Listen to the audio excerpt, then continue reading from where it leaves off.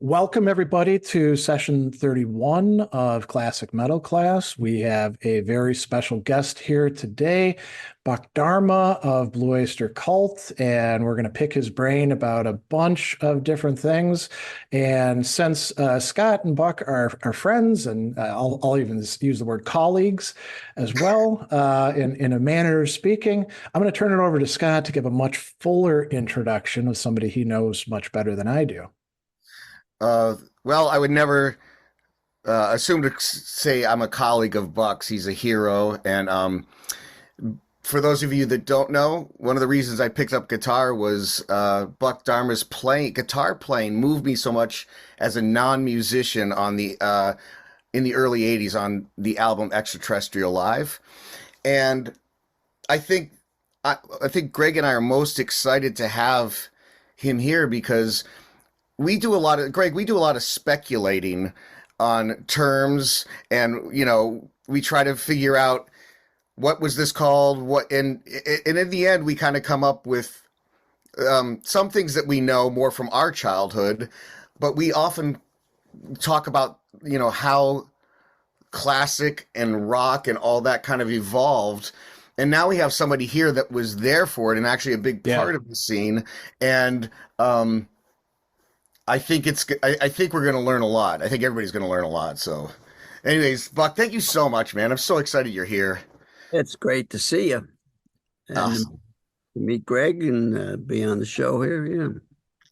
Yeah, Nice. thanks so much for joining us. So, as Scott was mentioning, we talk a lot about what the meaning of this term heavy metal and how it's changed over time.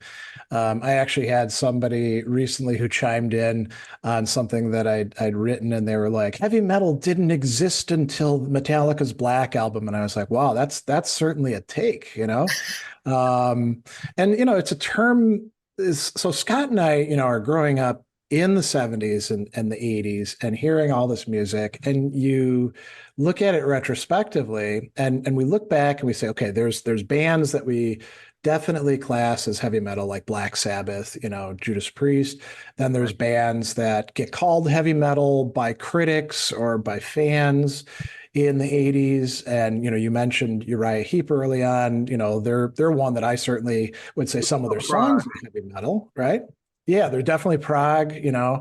Blue Oyster Cult got called heavy metal, but it got called there would always be like a qualifier, right? It would be the Thinking Man's heavy metal, or Yeah. I mean, historically, I think Sandy Pearlman, who was our mentor and manager and lyricist, and basically was the reason why the band formed. It was around Sandy's idea of, a recording act. Um, if he didn't coin it himself, he was one of the first people to use it, and he used it to sort of define the original uh, bio of Blue Oyster Cult. okay. Blue Oyster Cult had been the soft white underbelly, which we thought of ourselves as the last of the great psychedelic rock bands. From we were the East Coast version of the Haight Ashbury guys. Is the way we saw ourselves. So we weren't claiming ownership of heavy metal. And I don't think we ever did. Although you see it in the literature. So. Yeah. I mean, did it provide, on the one hand, there's like a pejorative use of it, right? The critics in the 70s seemed to not like bands that were heavy metal. On the other hand, it could be useful for promotion purposes. So, Yeah, Kiss I early mean, on were calling themselves heavy metal in that you way. think of heavy metal, can you think of a song that really is the heavy metal song, of all time? I Hmm. can't, you know. Yeah, there's articles like that out there, but everyone that they pick, you could find fault with the choice, right?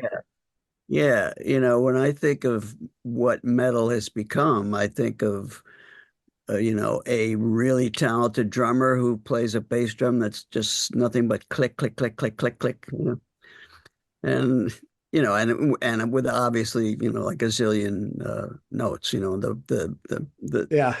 staff is almost black with notes. Yeah. Actually, let me push you on that. So, and I will mention too, I don't like that kind of drumming, frankly. I like there to be more Yeah, space in there. right. And you know, and a vocalist that you just wonder where his larynx is at the end of his career. Yeah. So I was going to say, so typically we got drummer, the bassist, maybe one or two guitars, maybe a keyboard or organ, and then we got a vocalist.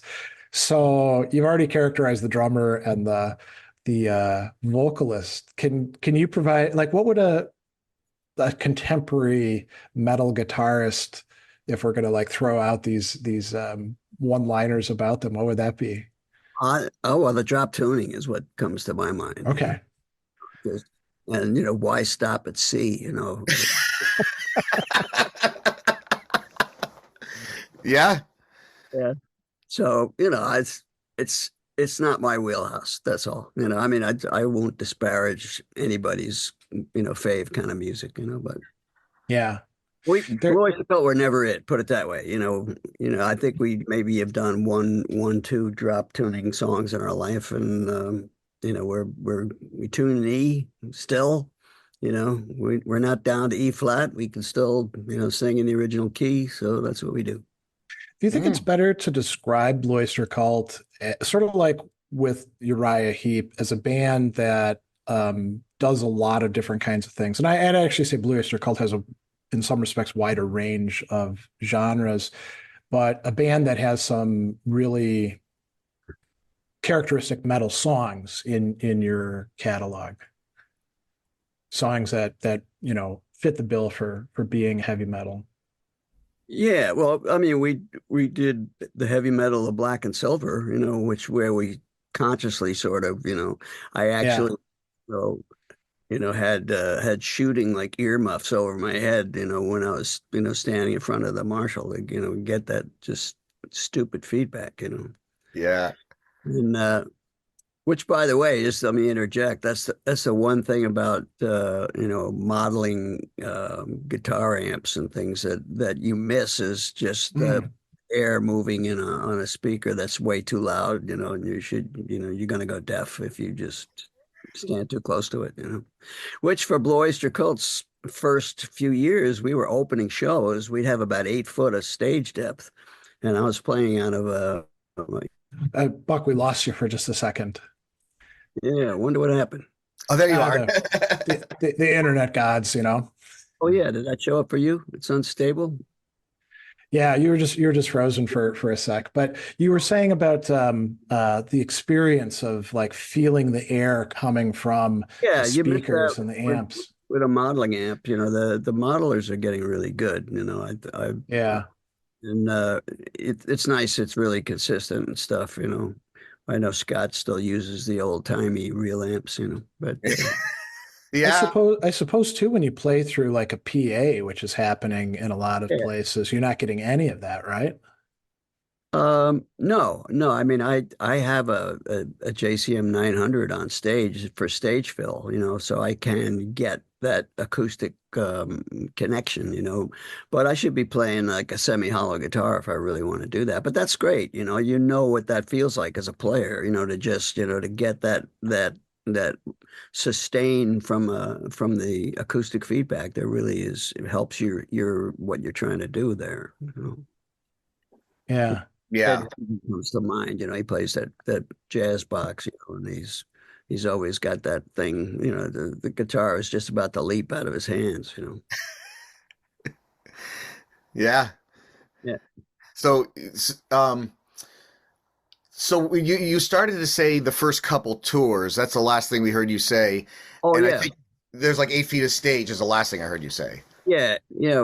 We were talking about Loud and when we were opening shows at the beginning of our career, there'd be two bands behind us, and we'd have like 8 foot of stage depth to set up, and I was playing out of a full stack of Marshalls, and that upper cabinet. I'm a short guy. The upper cabinet would be like right in my ear. Right. I was like, hey, I mean, and you did that through I think you switched, not to get gear talky, but you switched to Mesas eventually, but you were still using 4x12s, weren't you? Yeah, we use that basically, I still do, to this Hmm. day. Okay. Yeah, yeah, yeah. Because I remember the first time. I mean, this is kind of talking about the sonic element of rock or whatever you want to call it. The first time I saw Blue Oyster Cult was the Revolution tour in 1983, and it was the first rock concert I went to because my mom took me to like Judy Collins and John Denver in the 70s, and it was great. But the first rock and roll show my uncle brought me, and the thing that moved my body the most was feeling that guitar. Hmm. Like, you would hit a chord and it would just go, and it's in the bass guitar, the bass drum was punching off, and I never experienced anything like that. Yeah. So, so I think, there's that whole sonic element to rock, and the sound was great. I remember I knew every tune, of course, because I wore out the albums by the time I was 12 years old then. So, I just think so if we're talking about like rock and how it came up, I think the sonic element was a big part of, do you think it was a big part of the genre then? Yeah, I think it still is. When we played Sweden rock a few times, where you just get days of music like that, where all it is just, the bass is oppressive, the thunderous.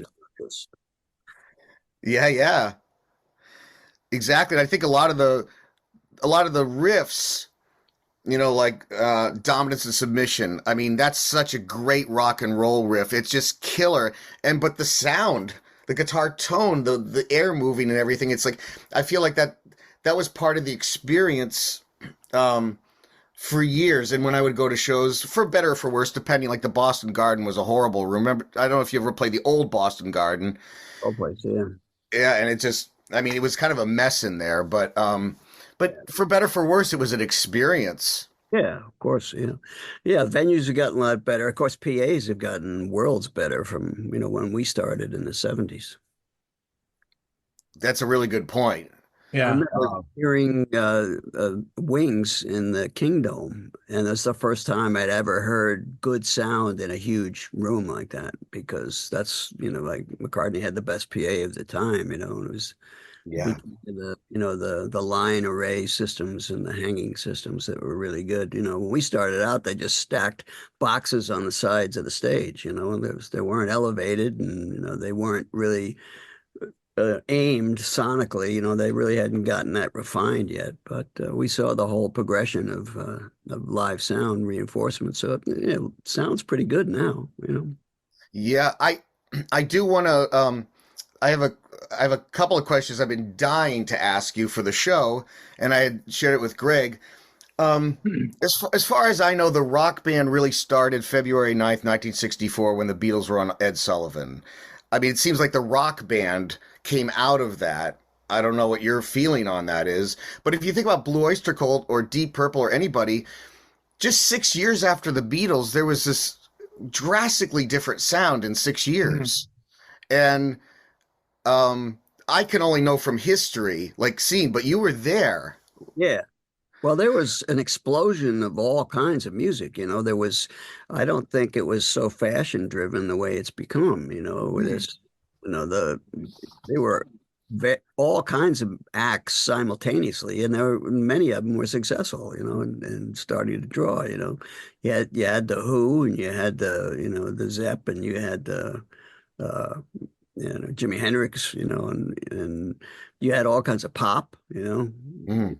It was at the time of the Beatles, Four Seasons were really big. The fact when you saw the Beatles, they were like a pop band. They weren't really a rock band. Right. Yeah. They could rock, and they did, but they weren't a rock band. And then you know, rock for me sort of started with Deep Purple around that time. And they were just sort of jazzy as a rock band. They were really, I mean, the chops, between John Lord and Richie, they were just really good. And Ian Pace is a jazzy drummer. Right. Yeah. And that raises kind of an interesting going back to the like genre of metal. It's, you listen to stuff from the 70s that got lumped into that category and it's pretty diverse. There's even like Black Sabbath will have like an acoustic song here and there, something that's a little bit jazzy. And then, in the 80s, you get the sense that it becomes something where it's more tied into identity. It's how you market yourself more. I mean, was that something that presented a challenge for Blue Oyster Cult Well, as at a some band point, moving in? I mean, radio used to be all over the place too. You'd hear Right, all yeah. pop radio, and I don't know whose bright idea it was to segregate music by genre, but I'd like to go back in time and that not happen. Well, you go back to the Isle of Wight show, that great video of you see Miles, Jimi Hendrix, and Joni Mitchell hanging out. Yeah. And I don't see that happening these days. Now, Oh, even with the young generation, if they're a metal player, Yeah. they've never heard of a rock player or Segovia, or they've never heard of Pete Townsend, or they've never heard of, it's just kind of, I feel like the focus of people is, or the younger generation I'm looking at is kind of like this. And it's hard to get them to listen to, you might dig John Coltrane's sound in the, by the Crescent era, because it's kind of a rock and roll guitar. That, I feel like that's lost. well, I don't know why music seems continually to be rigorously segregated by genre, at least in terms of when Mm, you listen to it. Um, you remember the Napster era? Yeah. right, yeah. If you went on Napster and, I mean, they were stealing my music, but I didn't care.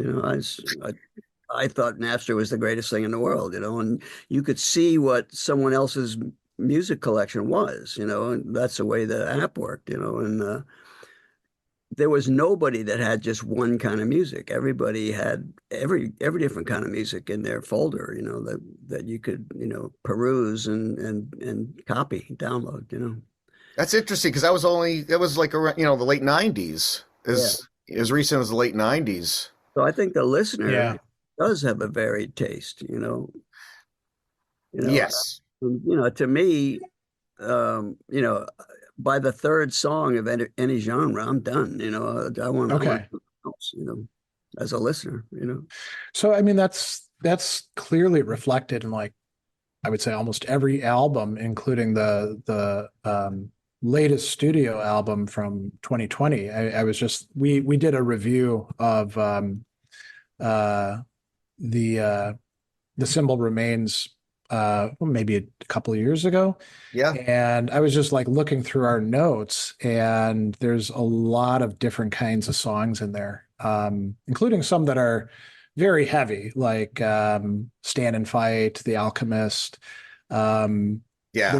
there's one Florida Man that is I would describe as groovy, and there's a part of it I was actually playing for my wife where I was like, this is really reminiscent of those softer, groovier songs like "Don't Fear the Reaper" and Yeah, "Burning for You." And my thinking on that was to make like, one of those cowboy legend songs about the Florida Man. yeah, but it's reflected in the way that you put albums together. And I would say too, having seen you in concert recently unfortunately, the place where we saw you is now closed. It was the Potawatomi Casino and Hotel, the Northern Lights Theater. Oh, Great venue to see you at because it's so small. what happened to Uh, that place? They just demolished it? well, they got rid of it and they put in sports betting, which shows you their priorities. Right. What's really important?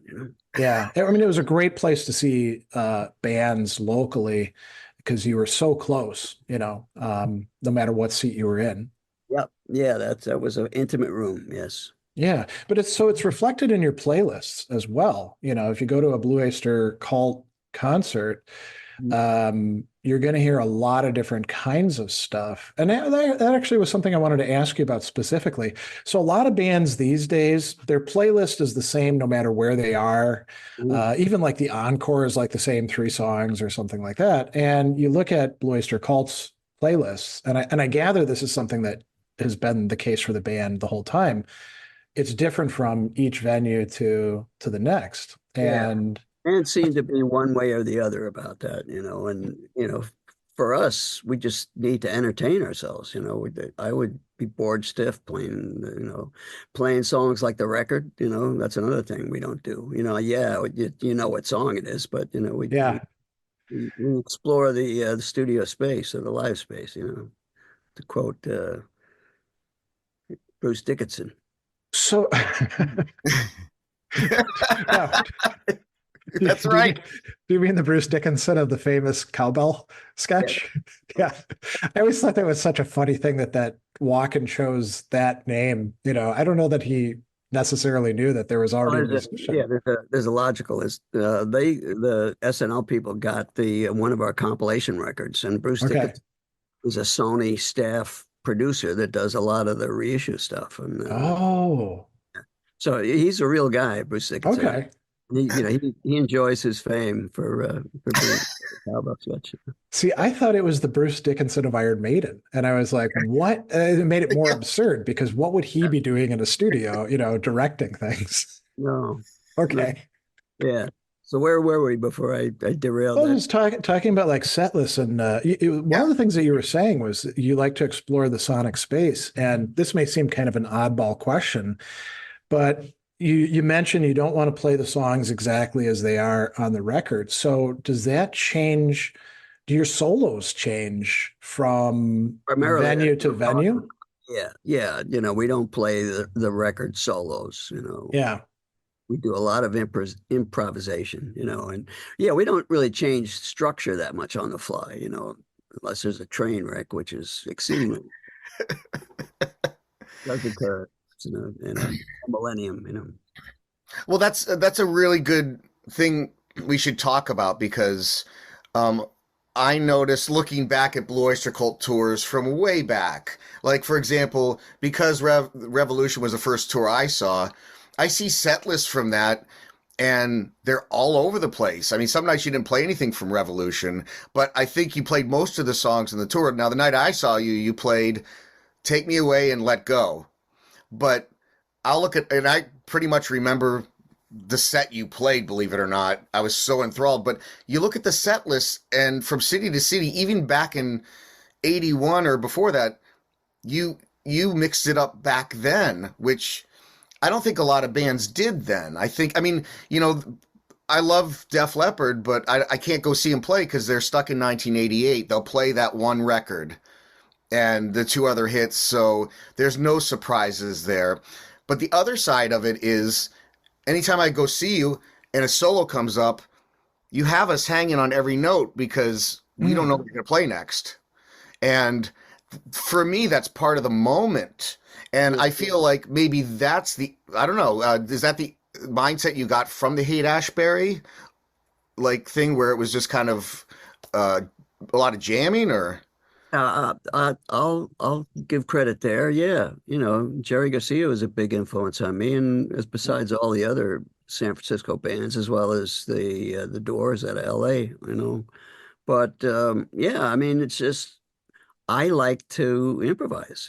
I like to just play off the top of my head. Within the framework of the song. Yeah, sure. And that's so gutsy. I remember when I first met you, I'd asked you about that.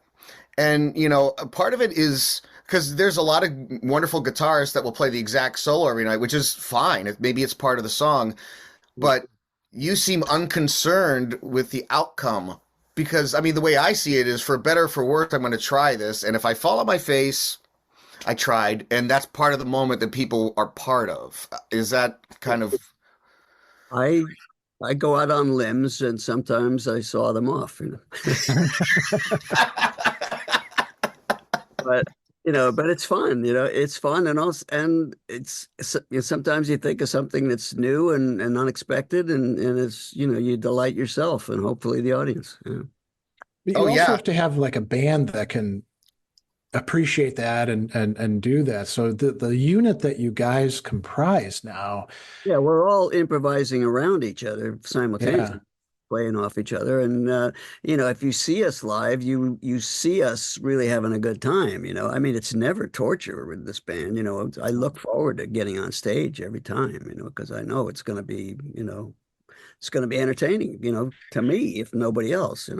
That's awesome to hear because, as a band that's been around for a long time, you can be like, well, is this going to be the last tour? Is this the last opportunity to see the band live? And that tells me that you guys will keep doing it until you can't do it anymore, right? That's pretty much it. Yeah. Make sure we get old here. Going. Yeah. But yeah, we like it. So We got I, to I that. I wanted to get in this one more thing that I've been looking forward to asking you while we're talking about the Haight-Ashbury influence, Yeah. and the times. So Woodstock happens, and you'll correct me. Woodstock happens, and it's peace, love, and all this stuff. Hmm. And then why am I blanking on the one the Stones do with the Hells Angels right after? Altamont. Yeah. So the last days of May seems like the first song written that's saying drugs aren't always glorious. And I feel like it was a sign of the times maybe when you wrote that song. I don't know. Well, there was always the message of drugs not being glorious. Yeah, but that was kind of like the time where it was like you're leaving that idealization of the hippie era. I don't Yeah. know. But the story of Last Days of May, it was basically written from a newspaper account of a drug deal gone bad, in Tucson, Arizona. Oh, I didn't know that. Yeah. Yeah, that was a sort of true story. One of the people that got killed out there three guys from Long Island went to Arizona to buy a quantity of pot and bring it back, and they were just they were dealing with rip-off artists that basically just took them out to the desert and shot them. So yeah. Yeah. That's been like such a fan favorite. That's like, you talk to people now, I hope they do Last Days of May. It's a great song, and the lyrics, I mean, the lyrics are just absolutely, they're perfect. And then of course you get to like say something with your guitar and Richie now in the middle. So I feel like that was a very timely song. Like that's something you wouldn't, if you didn't write it, you weren't going to write it in the 80s, I don't think. Hmm. Well, it's funny. I just watched a documentary about Gordon Lightfoot, Yeah. and the way he wrote the record, the Edmund Fitzgerald, is very similar. He said he wrote that from basically the newspaper story of the sinking of the Edmund Fitzgerald, and he just wrote this just beautiful song that really just puts you right on that boat. Yeah. Oh Just yeah. That guitar part is so, I love that guitar on there. That theme. yeah. It's eerie. It's yeah. Well, he's such a great storyteller, but I was struck in the moment of realizing that's very much what Last Days of May was too. It was same the genesis of the song, from a newspaper account of actual event. Of some Mm. tragedy that took place, you could say. Yeah. That Well, actually leads into a question that I'd written up. So, you look at the lyrics of Blue Oyster Cult songs, and there's all sorts of really interesting stuff going on in them, and you get the idea that imagination plays an incredibly important role for all of you. And I was wondering, does it play a similar role in the composition? Like, when you're thinking about what do I want this song to actually sound like? I mean, some are more straightforward than others. Some are very, very intricate. And I mean, this is not a very well formulated question. How does that come about? What's the role that imagination plays in your composition? um, I'd say our approach to music was always literary, cinematic. Yeah, you want to see a picture. Videos came in during BOC's arc of career, and it Yeah. You know, the bad thing about a video is that it pins down, you know, in your brain what the song is, you know, to the viewer or listener, you know, and that's too bad. I like to make my own pictures of what music is, you know. Yeah, I Yeah. agree with that. Yeah. That's a really good point. Yeah, like the lyrics, Diz Busters, for example, that whole tune. It's a great riff, but it has so many different sections. And I always go back to the "On Your Feet and on your Knees" version, and it's just it unfolds really cool. Like I think what Greg's getting at is you've got these creative lyrics for for the tune, but then people were more experimental in the 70s writing. You could think about, well, this section or this should go here, and they become the songs become stories themselves along with the lyrics. Is that kind of like would you guys just hang out in a rehearsal space and work it out together, or? I don't know. I mean, if we're influenced by the music around us, you know, the stuff that we admire, you know, you would want to emulate, you know. I mean, as a songwriter, I always admired the Paul Simon and Don Henley and people like that, you know. It's, you know, I would write myself for my own voice. You know, I wouldn't write too much for Eric. You know, Albert Bouchard wrote a lot of Eric stuff. Of course, Eric writes himself also, you know, and now he writes with Richie Castellano, and they do a great job together, you know. But in terms of the way songs are structured lyrically and section wise, you know, you tend to write to your own strength, I would say. Mm. Yeah. We have a question actually. Yeah, so this is from Kenneth Blackwell. Given the band's huge influence on later metal bands, which is, you know, something that we see when they say who their influences are, does it an extremely rich back catalog? Does it frustrate the band that only one Blue Oyster track seems to make it onto rock and metal compilation albums? And now, which one would that be? I mean, I don't know that there is only one that makes it on. Um, I don't. I think there's several that tend to, but Buck, you would know, like, because Yeah, they I'd consult say, you on that, right? you know, history's been pretty good to us in retrospect, you know, and I think that people are going a little deeper into our catalog now, you know. I mean, Metallica covered astronomy, and of course, it's the Reaper Burning for You, Godzilla. But you know, beyond that, you know, yeah, Yeah, people going back into it. You know what? I'm gratified that I am alive in the relatively short historical period where music is recorded with fidelity. You know, and it's going to be yeah. forever. You know, it'll always be around as long as you know there's some kind of storage medium that works. You know, so that makes me feel good, you know. So people will always be able to go, you know, into the deep cuts of BOC records if they're interested, you know, and that's Yeah, I great. mean, when I'm trying to think about like what would be the one single thing that gets sampled, especially if we're thinking like metal, like Cities on Fire with Rock and Roll, Point. Yeah. or Godzilla, or you know, what else would come to mind? Now, Mark, who's from South Africa, actually says maybe it's just because I'm in South Africa, but for a lot of people here, the only Blue Oyster Cult song they typically know is "Don't Fear the Reaper." But I think that's probably pretty common, not just in South Africa. Yeah, I It mean, was such an extraordinary song. it's by statistic, it's quite a bit out in front of the rest of the BOC catalog. Yeah. Ken says same here in the UK. Yeah. Actually, I was going to ask you again, a sort of oddball, off the wall question about "Don't Fear the Reaper" and other similar songs, which, you know, very mellow, groovy, but also there's kind of an undertone to it. So, you know, there's this newly labeled genre of older music that gets called yacht rock, and you hear there's like whole stations devoted to it. And, you know, it'll be like things like the Doobie Brothers and Probably not the Reaper though. No. that one gets in there though. Interestingly, What? it gets played in yacht rock Yeah. stations, I maybe think, because they're not really paying attention to the lyrics, or, you know, I I don't mean, know. if they do, that's nice, but you know, you don't want that yacht to sink, you know. Right. Yeah, well, yacht rock is like more. I picture it for like the LA pop, like um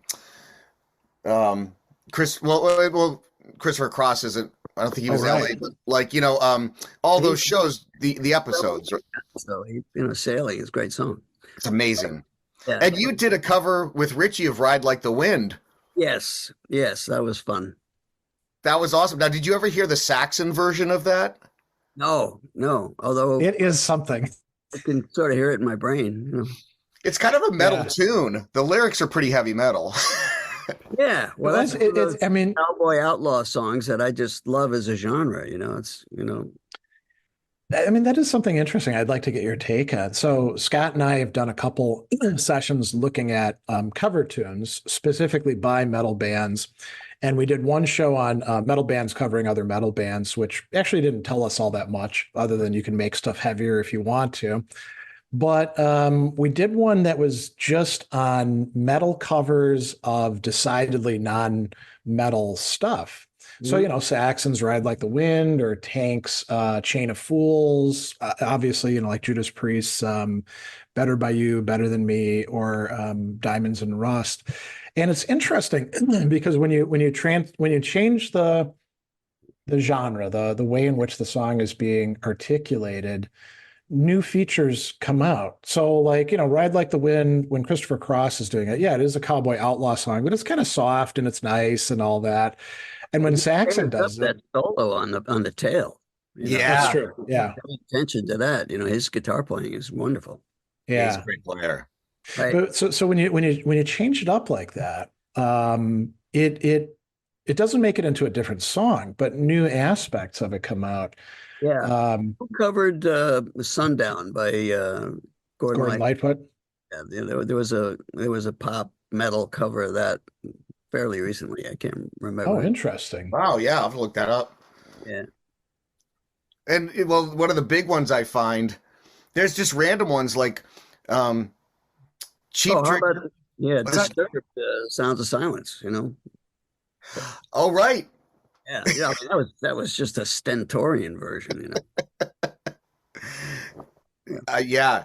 But yeah, there's a lot of kind of bands, metal bands that like to take songs like, I was going to say Cheap Trick did a song called Mighty Wings for the Top Gun soundtrack. And Robin Zander's a great singer. And, but all the metal bands cover that song. And it works really well as a metal song. But it's funny because I had checked out some versions because one came across. Everybody keeps it in the same key because those people that sing really high in the metal thing, even the women that sing it, it's always in that same key. But it's kind of an interesting one. Like they never played it live. It never really, I mean, it was on the soundtrack, but a lot of people don't know it. But there's this underground of people that like know that song, love that song. Has that ever happened to Blue Oyster Cult where like kind of a B-side or something like there's a group of people maybe in another country that just are that's like the underground favorite? Hmm. Don't know. Yeah, Yeah. I can't give you a snappy answer to that. I don't know. Yeah, I mean, I'm sure there is. I'm sure Yeah. there's some obscure version of like they'll take some song from the second album that you may rarely ever play, but it's like people will go, especially with the internet now. I come across that stuff where like that was an interesting choice. Wait a minute, 20 people have done that. That seems to be like an underground favorite kind of thing. So that's kind of interesting on the subject of covers because now you could just take any song you like. It doesn't have to be a hit. Yeah, And I mean that could be happening. I'm just not aware of it. Yeah.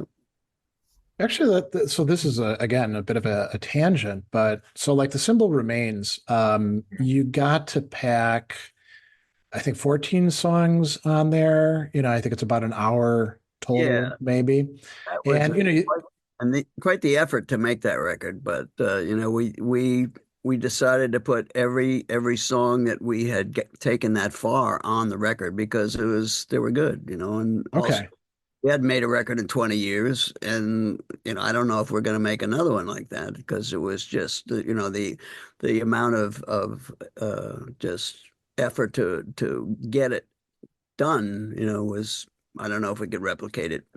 Yeah. But what I was going to ask is, so like, in the past, you were really confined in terms of albums by, the length of a Right. LP Yeah, the whole or, vinyl, the form dictated the limitations, yeah. So it's a lot. I mean, we're living in a time now where, I mean, if a band wanted to make a 2 hour long album, they could, because it's not an album. It's just putting MP3s or whatever else together, right? One would listen to it though. So Well, you think there, so you think there probably is some sort of like a threshold or yeah, ceiling? What would CDs it? are too long. Just because you can fit, 60, 80 minutes on a CD doesn't mean you should. Yeah. The I agree vinyl with that. record was almost perfect. There's a side was 15, 18 minutes long, and that was a good hunk of there sitting there with, blissed out or whatever and listening, and Yeah. you get up and you turn the record over, and you do it again. And like an LP was a digestible amount of music from any one artist. It was really nice. Yeah, that's true. And Scott and I grew up, in the era transitioning from albums, which we still had and kept, to listening to everything on cassette. And then you had your 45-minute cassettes that you could fit an album on one side, an album on the other side. Then once albums started getting longer, you couldn't do that anymore. And Right. it was perfect because you could listen to an entire album Mhm. on the cassette. And like you said, 45 minutes is, Yeah. decent amount of time. You're not spending hours and hours on it. No, I think there's a limit to your attention span, and also, I mean, even your appreciation of any one artist. At some point, you're gonna say, okay, it's enough of that person. Do you think that would apply to live performances? Like it wouldn't make sense to do like a 3.5 hour show, maybe with a couple breaks in between. Would that be too long? Um, 2 hours isn't too long, but it's got to be interesting. I mean, Yeah. it'd be boring, if it wasn't good or just not, and if it didn't maintain your interest, you'd leave. Well, so that's an Yeah. interesting point. And I'm not going to mention the name of the band, but my wife and I went to see somebody who we'd been looking forward to a while. And then in concert, I realized as I was listening to them, they basically just had 5 songs, and they had a set list of 17, 18 songs, but 5 basic songs with variations, and it got boring. By the end of the concert, you were like, when's this going to be done? Yeah. You're not going to get that with Blue Oyster Cult because of the incredible variance of the songs that you have. So, artists that are maybe too good at one kind of song, are they limiting themselves by doing that, you think? Well, in your mind, they are, Okay. Yeah. But Yeah. if they fill the house, who cares? So that's the Yeah. test. If they can find an audience. Yeah. That's true, actually. Yeah. And then it's, well, like you said, it's up to you to keep the audience at the moment. But I always thought that was the importance of choosing a set list, Hmm. Yeah.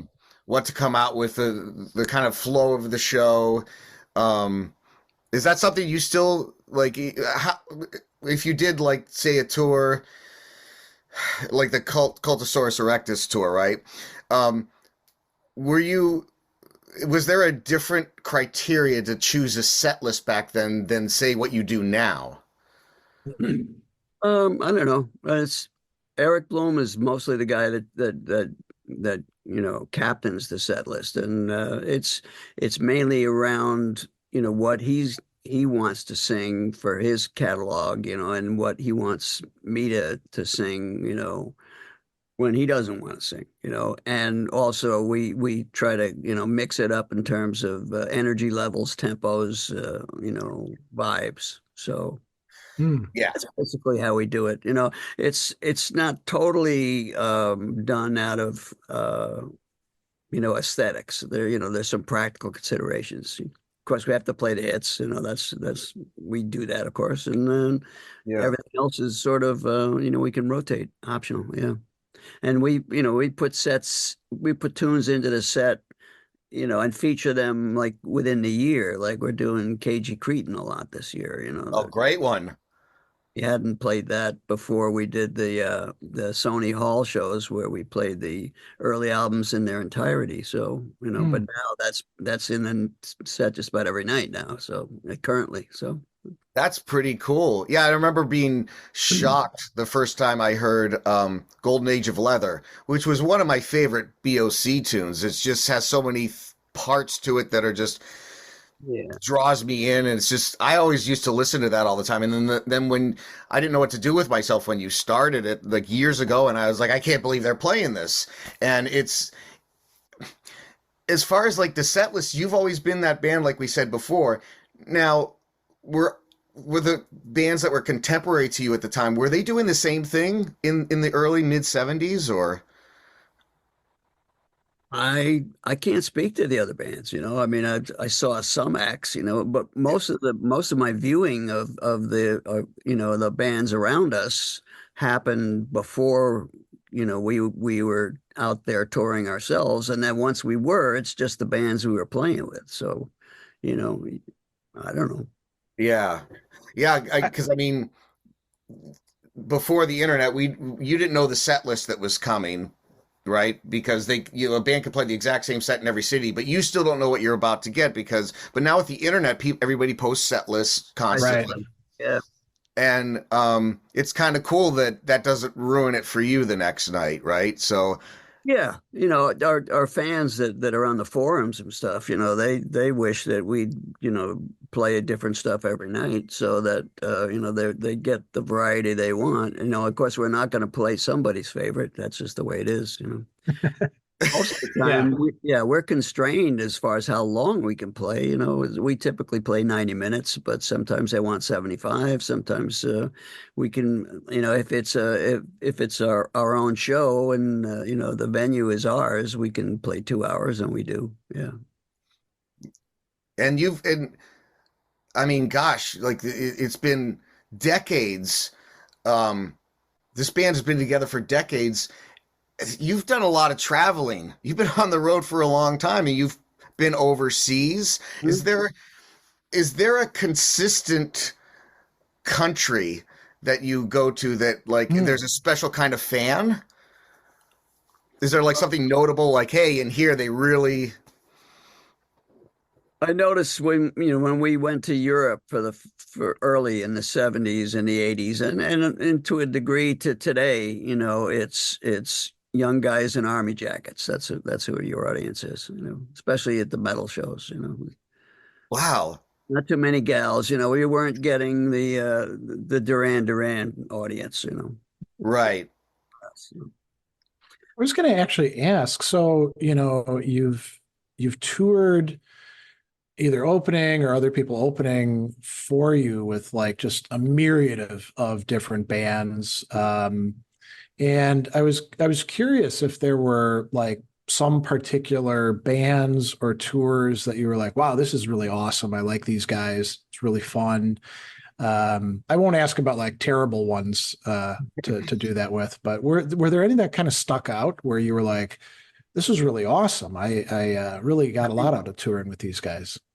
Generally, when you're working with other bands, you just want to get along, you want to have a good time, you want to, maybe do some stuff musically, just enjoy the experience, and I'll say, you know, in the 70s, some of the English acts that come across the pond there, they were really competitive, and that was Mm. kind of weird. But I realize now that was just their gamesmanship, basically. Most of the acts that are still doing it now are really friendly. We had a good time touring with Pat. I'm having a brain freeze here. Um, Pat Travers? Pat Travers, when he had Pat Trowell and as a guitar player, and the other guys in the band. That was a great band, and Yeah. The Scottish bands were always good. We always had a Huh. good with Nazareth. We did Okay. a tour with REO Yeah. when Michael Brian, what was his last name? Murphy was the singer. Oh yeah, that's right. Yeah, and that was great. We had a good time with those guys, and I mean, everybody's good. I mean, Boston, very nice people. Everybody's nice. And Rush has been great. So Aerosmith, yes, yes and no. I mean, they Black, had a no, reputation for like yeah, messing with people's gear and stuff. That yeah. I think we messed with some, not we, but I think the lighting crew might have messed with their gear, and that was. Hey, Yeah.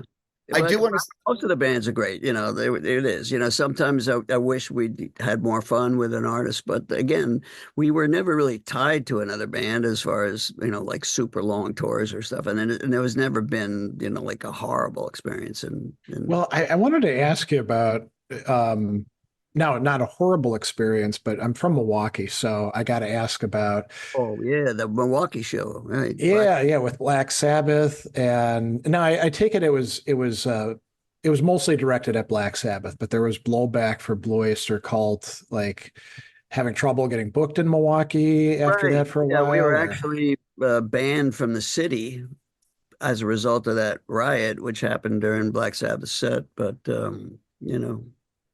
I mean, I can't blame Sabbath for walking off the stage. You throw a beer bottle and it breaks. It's terrible.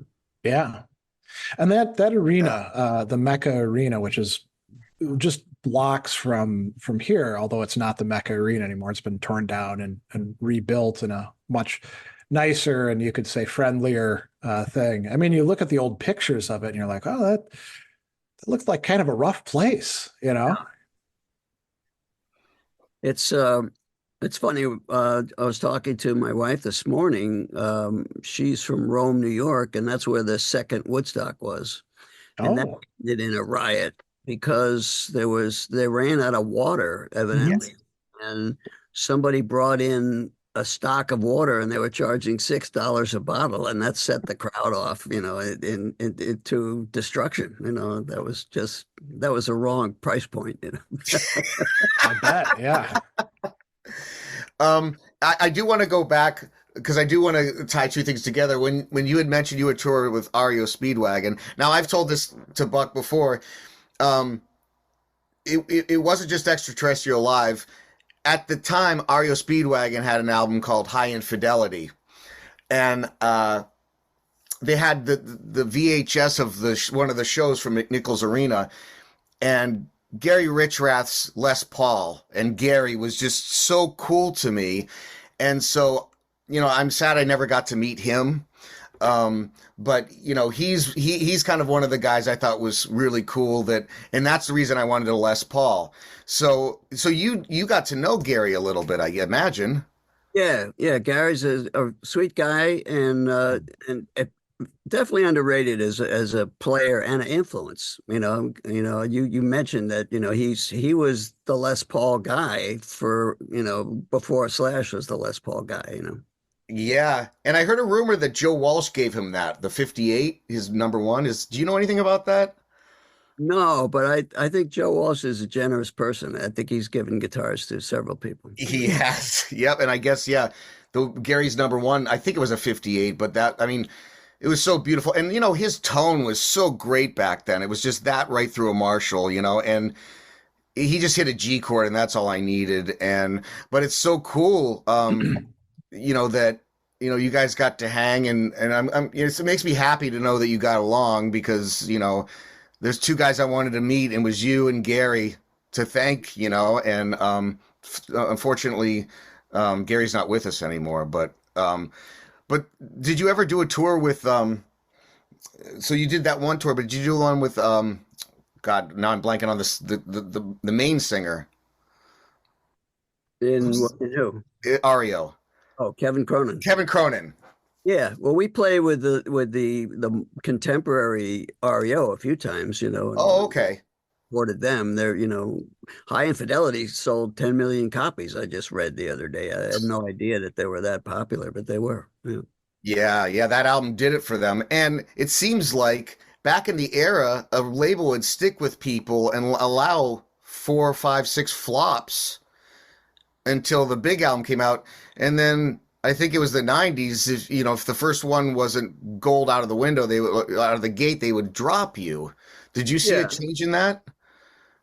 Yeah, I wouldn't say flops. I think the label would have to see a progression and a Hmm. willingness to put in the effort, which is what Columbia did with Blue Oyster Cult. We always sold more records than we did the previous time, up to uh, us not doing that, which they made two more records and then we were gone. So It was the big, what was one of the biggest sellers? Was it Fire of Unknown Origin? for Blue Oyster Cult, Yeah, the biggest seller is Agents of Fortune with the right. Reaper. Yeah. Yeah. But we have two platinum and about five golds. So yeah. Amazing. Yeah. Yeah.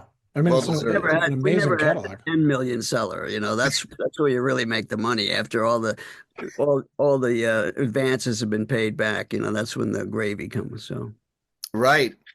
So Mark has an interesting question here. He says, I'm interested to hear of your experiences as a musician where you came up hard against your artistic limits. So I'll ask if there's any songs, and I'm guessing this is other people's songs, you wish that you'd wrote. And then the others, are there any songs you wish you didn't write? So songs that you did release where, I'll answer the second part first. No, no. okay. Yeah. I don't think any of my songs are so awful that that I cringe. I don't think.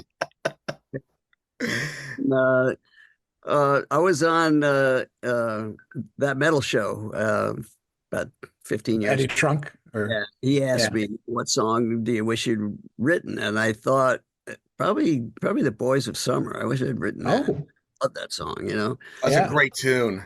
Yeah, and Mike Campbell is great, and Henley took it and to another place, and it had that great video with the little kid playing the drums and stuff. I just, that song is just a wonderful song. Yeah, wish I That, yeah, that and New York Minute I thought was pretty amazing. Yeah. Henley had a good run there. Yeah, He's, yep, great writer. yep. Yeah. So what else do we have? Well, I have a question. Eagles being the great heavy metal band that they are.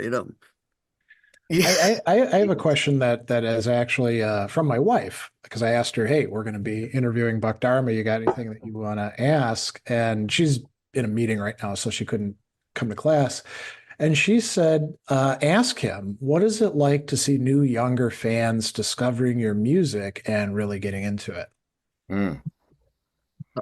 That's wonderful. It's wonderful. And I thank the internet.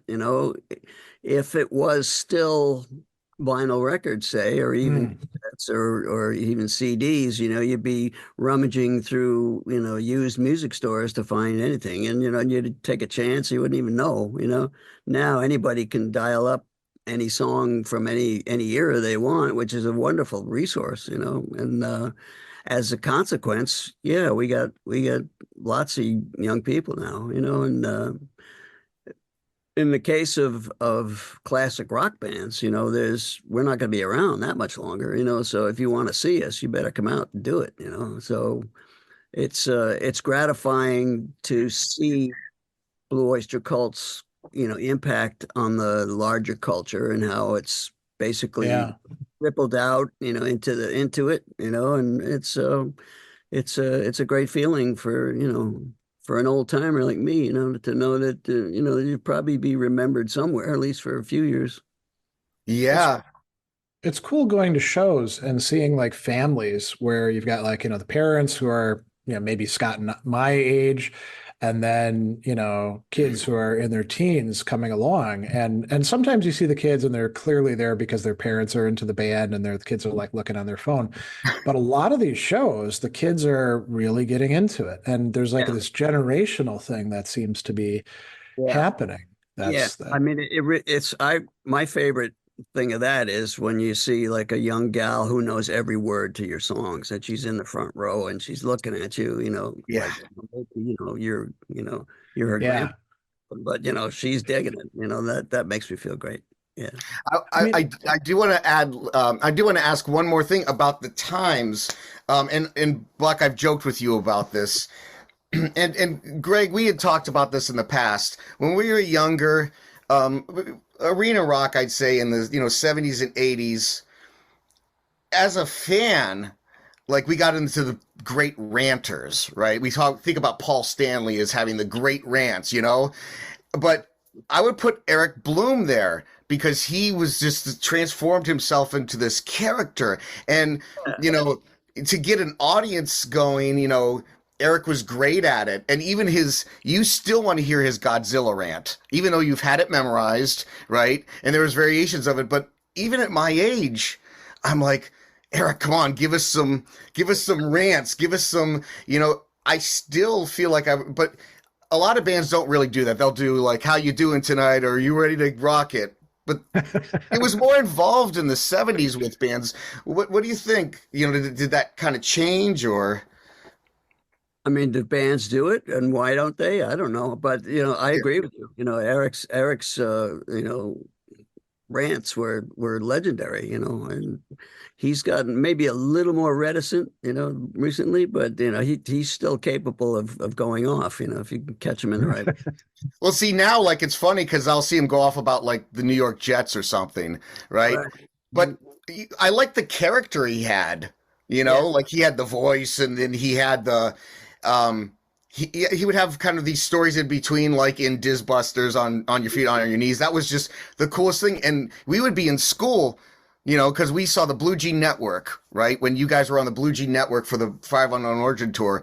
And all we did is walk around and go, uh-oh, baby, shouldn't have smoked that last bowl. We thought that was just the coolest thing because that was what Eric did before Godzilla, And Take Me Away, he used to have some cool stories on that. And I always feel like that's part of the experience, but maybe, I mean, I guess as you get older, you're not in the same place or it's different times or whatever. So I still would get into that part where the band is bigger than life and you hang on every word. And, Eric was always a great character he stepped into, right? Yeah. And, Peter Wolf comes to mind from Jay Giles because he would do that too, He would almost like a DJ, oh, Yes.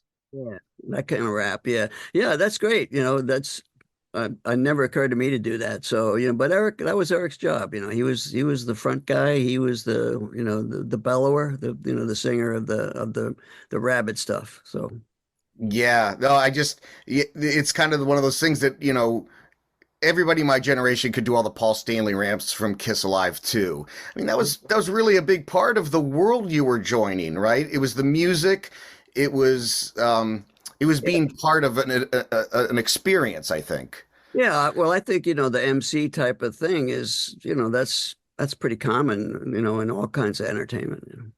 Yeah, but yeah. they don't do it like they used to. Like the bands now don't. There's not the Eric Blooms or the Paul Stanleys or the, you might get, you doing okay? But it's, that used to psych me up in the shows. Like when I saw you in 83, every time Eric went into that voice, I was like, chills. And, I go buy another t-shirt. I'll pass that along to Eric. Yeah. Tell him. Oh, he must know. He must know it's legendary. Tell him the fans are living for it. They're asking for it. So Mark Kids has want it. kind of a cool, not a question, but sort of a observation. He says, I still remember buying my first Blue Oyster Cult album. It was about 15 years ago. I had to drive an hour to a neighboring city because my town didn't have many stores that sold rock. I picked up a Blue Oyster Cult compilation album and blasted it on full all the trip home. I'll never forget first hearing those opening lines of Cities on Flame. And that's kind of a cool reminiscence to bring up, I'd say. My own oldest kid, I've got two kids. One isn't into rock or anything like that. She's into dirty rappers more than anything else. But the other one was raised on hard rock and metal, and got quite excited. But it was for the one song that she started hearing when she was just, I don't know, 2 or 3, riding around in the car. and it was Godzilla, and that's a song that like really sticks in people's heads, I'd say. And so she thinks that even today in her 20s, she thinks of you guys as the Godzilla band, you know. Yep, Great riff. like Godzilla. Yeah. Yeah. I had a friend at BOC through Godzilla. Yeah. I'm just reading what Mark said. I got a friend into BOC through Godzilla. Yeah. Yep. That's always an epic one. What a riff, and the riffs that you came up with. I see you over the years doing the videos like, hey, this is how to play Reaper correctly, or hey, this is how to play this riff. So you must get a lot of questions from inspiring guitar or upcoming guitarists that don't really know how to play it, or the tabs are wrong, or they want to hear it from the man himself. Is that something that over the years, because the riffs were so strong and they were unique, you always, in Dominance and Submission, that last chord you hit in the riff, it's like you didn't expect that, but it works so well. They always call that the Hendrix chord. Yeah, right. It is. That's what we all call it. But yeah, but it's kind of like, yes, every time you'll throw in a chord at the end of something, or a note, and you'll be like, wow, that was unexpected, but so cool, And the ear for the unique, is that something you kind of mess with, or did you just kind of hear it? Again, I think I advise people getting into music, just try to find something that's yours and not just, regurgitating what's been done, so you just a little thing, to stylistically separate yourself is worth going for, because you want to stand out. How do you stand out?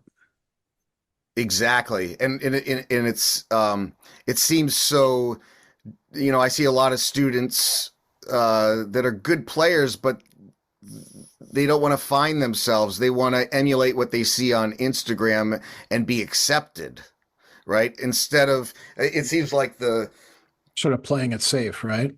yeah, and I try to get my students, I have all these ways to try to get them to find their own voice. I take away stuff, no vibrato. Better make that sound, or you give them a melody that you make it up so they can't copy anybody playing it. But the willingness is, and I just kind of feel like the 70s in general, you listen to the stuff that was on the radio that would never be on the radio today, like Roundabout by Yes, or, yeah. And I just feel like, you've survived culturally through 5 decades, and, but you've seen it all, right? So the 70s must have felt much different when creating, or maybe you just brought yourself through all the decades. Does that... You don't get philosophical in the moment, but yeah, the 70s looking back, it was the time when album rock started, and it was the time when record companies were getting away from the strong A&R departments, dictating what was signed, or, record companies would sign all kinds of acts and just throw them up against a wall and see what stuck, and there was so much creativity going on there that a lot of stuff stuck, and Yeah. certainly, the economics and computers made change the way business is done, and the more business that becomes a business, the less emphasis there is on creativity, and now a lot of genres seem, to my ear, to be cookie cutter. Now I could be missing out on a lot of great stuff, but I just don't hear it. Yeah.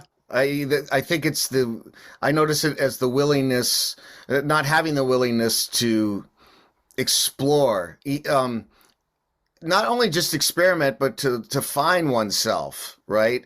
And that would involve taking a chance and then not being accepted on social media, which I'm not really a big part of. I don't have very many followers. I'm not, and so I'm lucky because I come from maybe the last era of that. Coming up in the 70s and 80s. But it's kind of like, bands like Blue Oyster Cult and like even Purple and all them, you could try stuff out and people would listen to it. I think the ears, the common person in this country in the 70s were more willing to absorb something that was maybe new, or was maybe offbeat, or why did they go to the section? I don't know, but I love it. That's the way it is. Mhm. Mhm. As far as listeners, did you see that over the decades? I mean, the 80s and the 90s and so on. Did you see like a change in the audience? No, no. You know, Not our your audience. yeah, right. Not our audience, but Yeah. I don't know. I don't. I don't know. I guess it depends on what we hear that's coming out now, right? So there's not much rock going on now. There's not many rock bands, but for No, those, you no. know, I think rock sort of died. In the '90s. There's some exceptions, but it pretty much went away. I agree. Yeah. Well, we want to be mindful of your time, Buck. Is there anything else anybody wants to comment, or Greg?